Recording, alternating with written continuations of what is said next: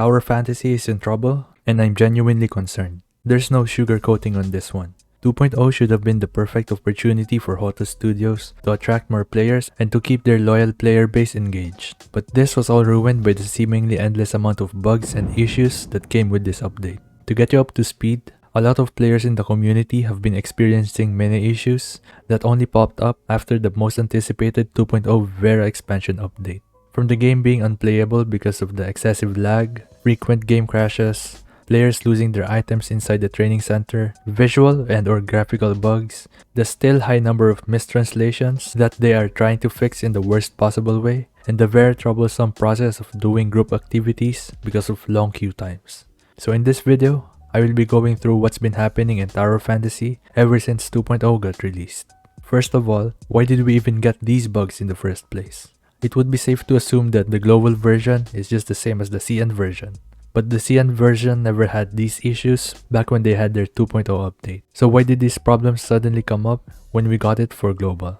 While yes, the developers said it themselves that they are actively looking for and are dealing with every possible bug in the game, which means this will eventually all be fixed and we will all be compensated with a bunch of dark crystals, but it just doesn't seem to be working well. If they are having trouble dealing with it themselves, it would have been a good idea for them to at least have a beta test before releasing an update, especially for an update as big as the Vera 2.0 expansion. This would make the process of finding bugs much easier since more people have their hands on the game. And then the players can share their feedback and the devs can take care of all the bugs that were found before the official launch. This will not guarantee that there will be zero bugs on the update's release, but this will definitely decrease the number of bugs that the majority of the player base will have to deal with, making the experience more bearable to say the least. As for the mistranslations I mentioned earlier, long story short, Level Infinite, the game publisher under Tencent, who is responsible for Tower Fantasy, is trying to fix these translation issues by hiring members of the community to extensively review the in-game content and look for any grammatical errors in the specific language. And I say hiring in quotation marks because if you were to do this job, you would be considered as an intern, which means you will not be receiving a single penny from the extensive work you will be doing, so you will be taking on this job purely for experience. They said that, and I quote, "Your contribution will be properly compensated with in-game rewards," end quote. But that doesn't really make anyone feel compelled to do this for them, since it sounds quite vague. A player also said that there was a group of people that helped with the localization and translation for English during the beta tests. And just like the interns that Level Infinite is looking for right now, they were promised in-game rewards, but in the end, they did not receive a single thing. This just makes me wonder why a video game publishing company under Tencent would go and ask its player base for help when it comes to localization issues. Is it really that expensive to hire a professional to do this job instead? If I'm not mistaken, Tower Fantasy earned millions in the first 2 weeks of global release. So I would imagine that they made way more money after that, and hiring a professional to properly translate the things in the game would not be an issue money-wise. Unfortunately, this is just another addition to the list of shady things the Tower Fantasy dev team does, and it's not a good look for the game overall.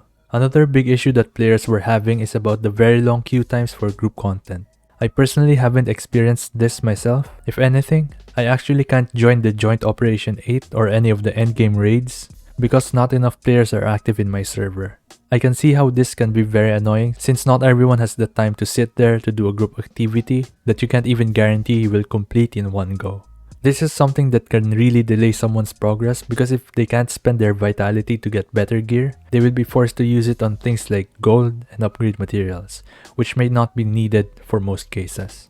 I just want to be clear that I'm not saying this because I hate the game. I participated in the beta tests, played a little bit of the CN version, and I have been playing the global version since day one. I obviously really like the game since I've been making videos about it ever since, but I can't just ignore the glaring issues the game has, especially since the developers haven't addressed the majority of it. So, does this mean that you should quit Tower Fantasy? I guess you have to decide for yourself, but I will say this. If you still like the game, but you just have problems with the issues that keep popping up right now, I would still encourage you to play the game. Just do your dailies, just maybe spend some of your vitality, and log off. So when the time comes that you really want to get back into the game, grinding hard, your progress won't be hurt too much. Because personally, I really find it very troublesome to play the game right now.